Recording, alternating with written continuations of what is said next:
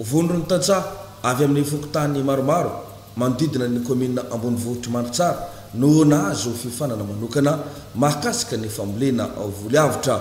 Tompomarika tamin'izao hetsika izao ny tanora Manitsara tompona andraikitra. Natao moa zany fifanana izany mba ampitombogna ny vokatra izay miakatra eto an-drenivohitry ny Manitsara. Hita moa zany fa mbola tsy ampy zany le vokatra, indrindra moa zany le treke fanagnany regny tantsaha regny mikarakara le vokatra zay miakatra eto amintsika, dia nisafidy manokana zay amin'le fikarakarana zay fiofanana famboliagna zay mba hampitomboagna ny vokatra ary mba hoentigna hagnatsara toeram-piainana ny tsirekireky agny amin'ny toerana zay misy azy.